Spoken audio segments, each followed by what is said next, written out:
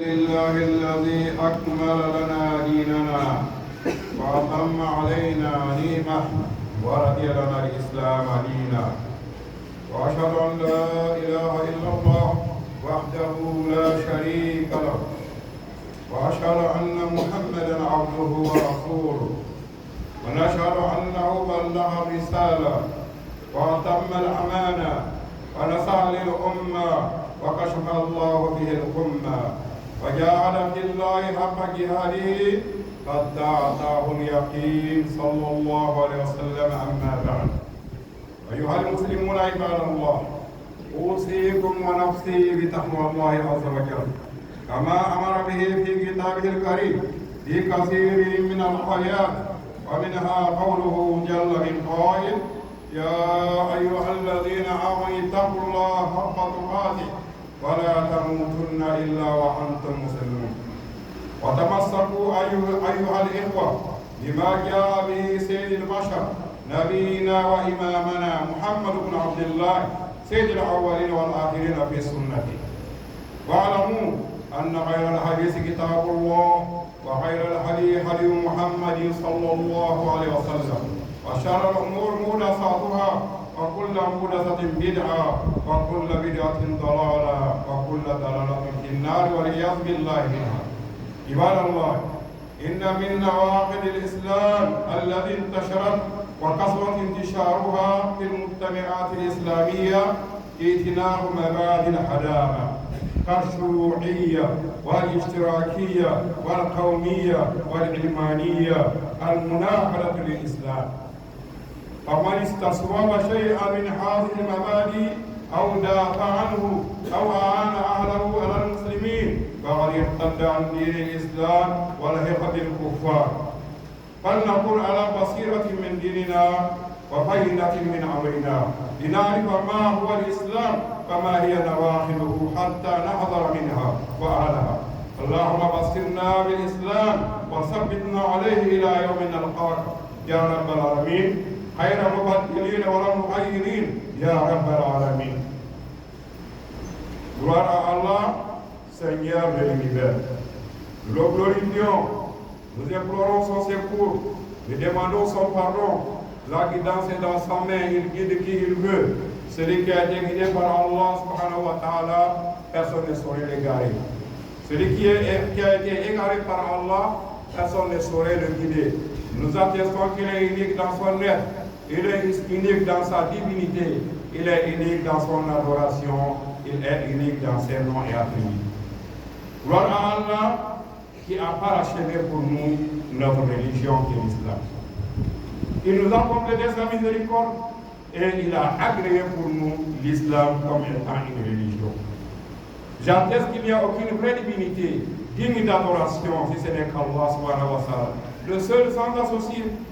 Et j'atteste que notre maître, notre messager, notre prophète, Muhammad, fils de Abdullah, est son serviteur et messager. J'atteste que je témoigne qu'il a transmis le message. Il a transmis le message. Le dépôt qu'Allah lui a confié, il l'a complété.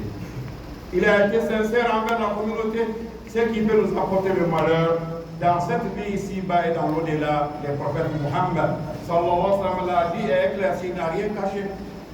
Et ce qui peut nous apporter aussi le malheur dans cette vie ici présente et dans l'au-delà, le prophète Muhammad sallallahu alayhi wa sallam l'a dit et éclairci. Et je témoigne alors qu'il a tout ce qui était obscur avant son arrivée, le prophète sallallahu alayhi wa sallam, il a éclairci. Il a combattu pour la cause d'Allah, pour la religion d'Allah, jusqu'à ce que la certitude lui est parvenue, c'est-à-dire la mort. Serviteurs d'Allah, chers frères musulmans, chers sœurs musulmanes, je vous recommande, comme je me recommande moi-même la crainte d'Allah, craignons tous Allah subhanahu wa ta'ala.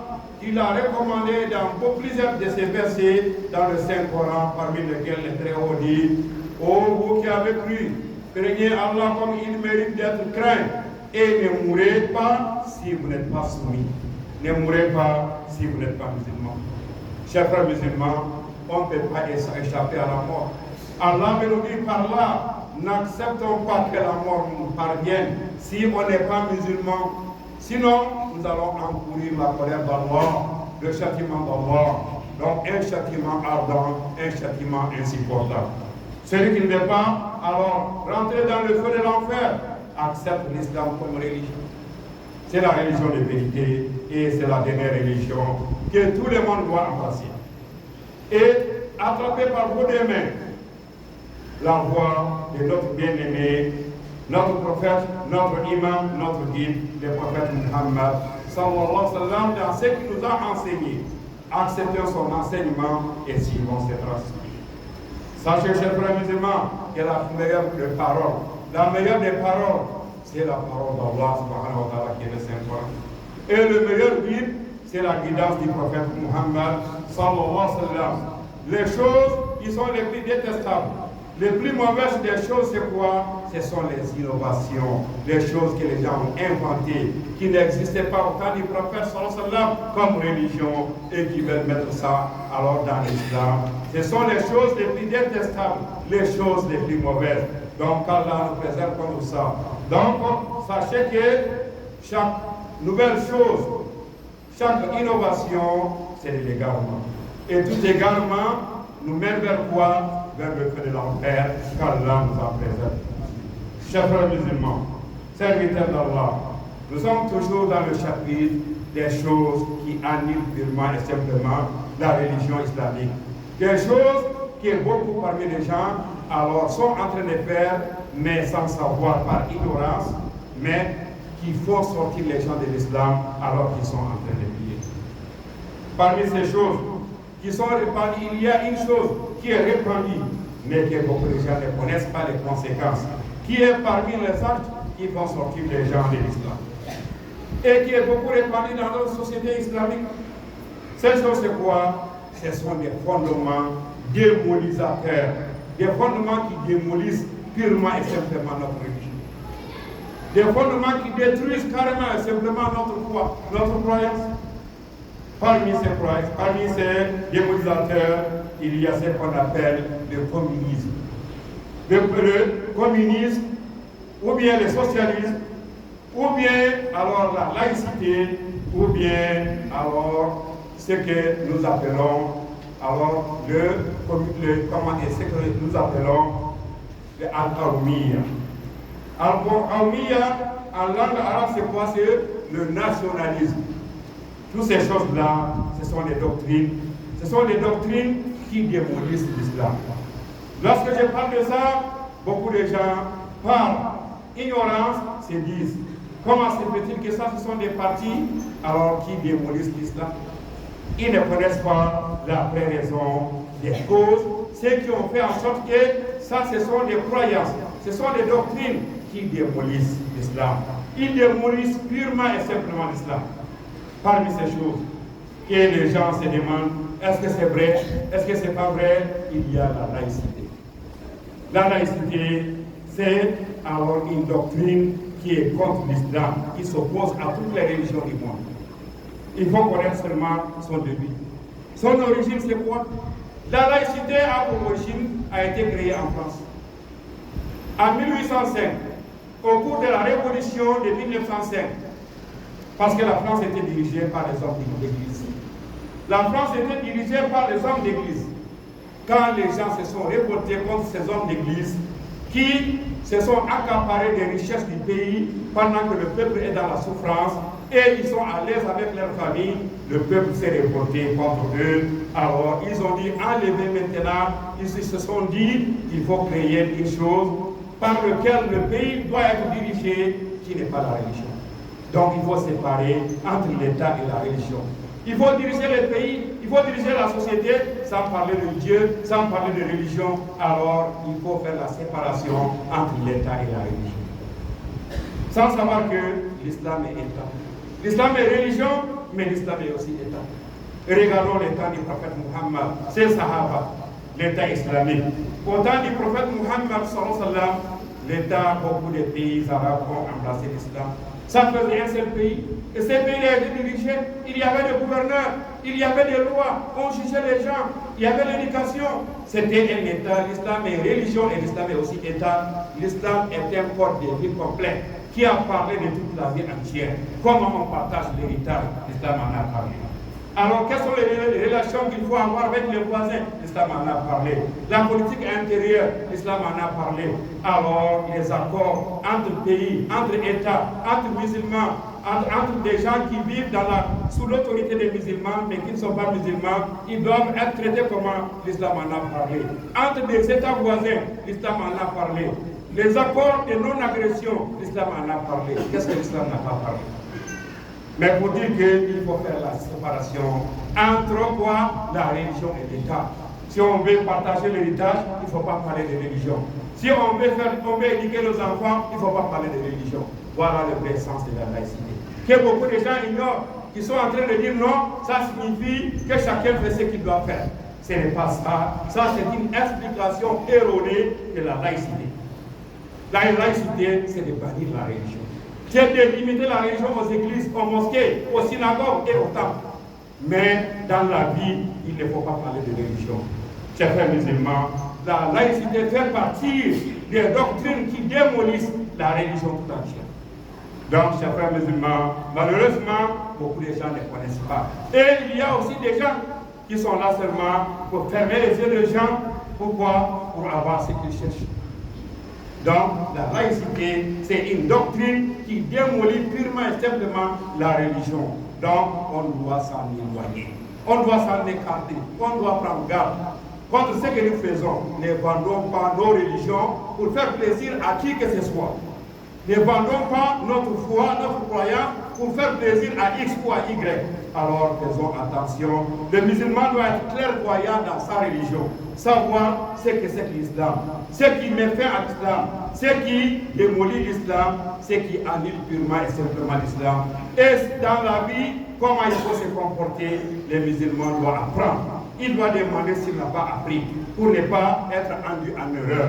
Donc, chers frères musulmans, les doctrines que je viens d'évoquer, ce sont des doctrines qui sont répandues dans le monde, mais qui démolissent l'islam, qui détruisent l'islam, qui annulent purement l'islam, purement et simplement l'islam. Si celui qui donne raison à ces doctrines-là, celui qui donne raison à ces fondements-là, ou bien qui les défend, ou bien qui aide leurs auteurs, si les musulmans, il a réuni à sa foi islamique. Il a réuni purement à sa foi islamique. Donc, chers frères musulmans, il a réussi quoi? Les mécréants, les kafirs. On doit être clairvoyant, comme je l'ai dit, on doit savoir notre religion. Qu'est-ce que c'est que l'islam? Et qu'est-ce qui démolit l'islam? Qu'est-ce qui annule l'islam? On doit l'apprendre, on doit le connaître, pour ne pas être induit en erreur. Donc, chers frères musulmans, alors, ce que je viens d'évoquer, ces fondements-là, ce sont des fondements qui démolissent purement et simplement l'islam. Nous demandons à Allah subhanahu wa ta'ala de nous donner la clairvoyance, la science dans notre religion et de nous garder sur ça jusqu'à ce que la mort nous parvienne. Chers frères musulmans, parmi ceux qui annulent purement et simplement l'islam, nous avons ceux qui ne traitent pas les mécréants, les associateurs comme des mécréants. Celui qui ne traite pas les associateurs comme mécréants, alors lui-même il est devenu mécréant. Tel que ceux qui appartiennent dans notre religion qui n'est pas l'islam, tel que les chrétiens, tel que les juifs et tel que les autres. Si celui qui dit ils ont aussi une religion, ce qu'ils font là aussi c'est aussi bien, donc c'est pas grave, alors Allah les a dit qu'ils sont des kafres et on doit les traiter comme kafres. لقد كفر الذين قالوا إن الله هو المسيح ابن مريم. لقد كفر الذين قالوا إن الله ثالث ثلاثة. C'est Allah qui l'a dit. Sont devenus mécréants, ceux qui ont pris le Messie fils de Isa, fils de Mariam, le Messie fils de Mariam, ceux qui l'ont considéré comme un Seigneur, Allah dit qu'ils sont devenus mécréants. Et ceux qui ont adopté la Trinité, la doctrine de la Trinité, qui disent selon eux, le Père, le Fils et le Saint-Esprit, c'est ce qu'on appelle la Trinité. Allah dit qu'ils sont devenus des kafres. Et on doit les traiter comme kafres. On doit accepter qu'ils sont kafres. Donc c'est celui qui dit, un musulman qui dit, non, ce qu'ils font là, c'est pas grave, on peut aussi le faire, c'est une religion, c'est ici, c'est cela. Sache que toi-même, tu es hors de l'islam parce que tu as démenti Allah. Celui qui dément Allah dans un seul verset, qui est hors de l'islam. Ça fait partie des actes qui annulent purement et simplement l'islam, donc les musulmans doivent le savoir. Ou bien celui qui dit que leur doctrine là, c'est aussi authentique.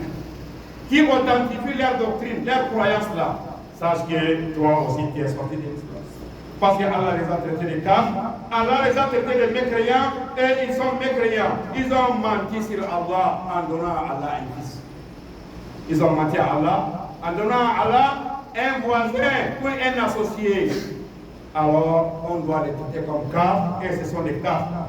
Donc celui qui dit ne sont pas kafir, même si tu es musulman, même si tu pries, tu as démenti Allah, et celui qui dément Allah dans un seul verset, qui est sorti de l'islam.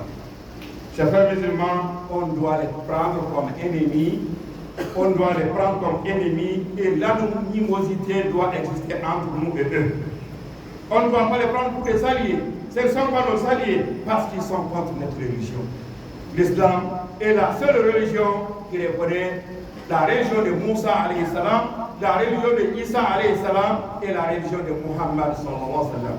Les Juifs, ils ne reconnaissent ni la religion de Isa, ni la religion de Mohammed.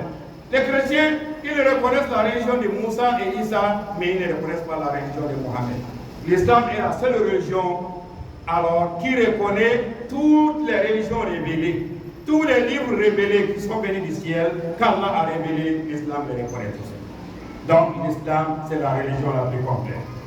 Le prophète Muhammad sallallahu alayhi wa sallam a dit فَإِنَّهُ لَا يَسْمَعُ بِي إِنسٌ وَلَا جِنٌّ ثُمَّ لَا يُؤْمِنُ بِالَّذِي أُرْسِلْتُ بِهِ إِلَّا مَسَّتْهُ النَّارُ.